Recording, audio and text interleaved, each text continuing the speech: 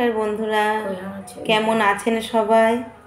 Mondal cooking হাউসের পক্ষ থেকে সবাই শুভ কামনা জানিয়ে আজকে রাত্রিবেলা নতুন একটা রেসিপি নিয়ে এসেছি।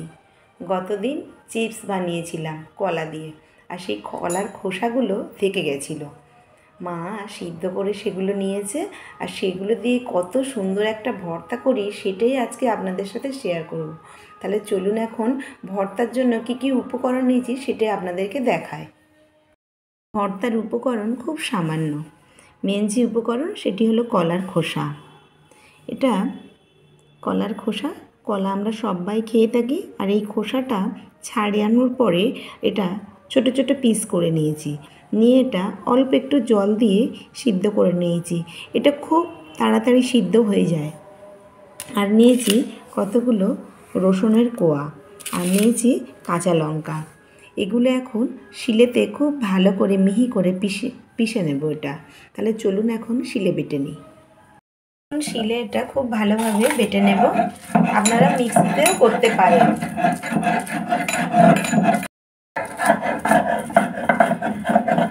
রসুন, কাঁচা লঙ্কা আর কলার খোসা একসাথে সবগুলোই খোসাগুলো বাটা হয়ে গেছে।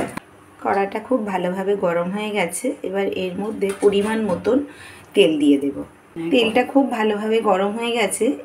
এবার তেলের মধ্যে একটা শুকনো লঙ্কা আর একটু পরিমাণ মতন কালো জিরে দিয়ে দেব। এর মধ্যে বেটে রাখা কলার খোসাটা দিয়ে দেব। এবার এর মধ্যে পরিমাণ মতন লবণ দিয়ে দেব। এবার এর মধ্যে হলুদ গুঁড়ো দিয়ে দেব।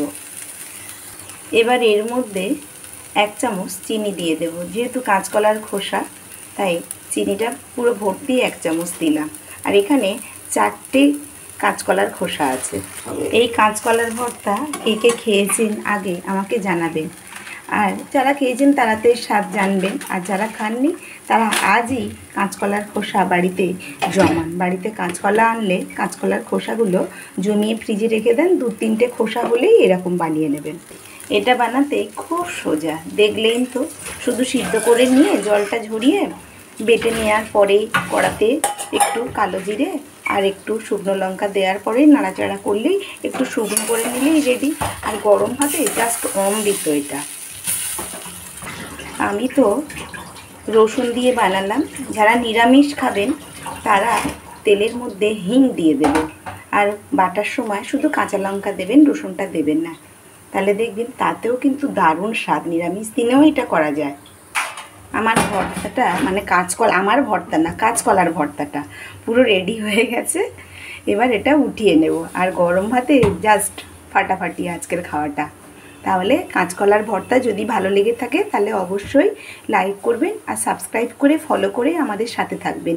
সবাই ভালো থাকবেন, সুস্থ থাকবেন, সাবধানে থাকবেন। পরের দিন নতুন কোনো রেসিপি নিয়ে আসবো। টাটা।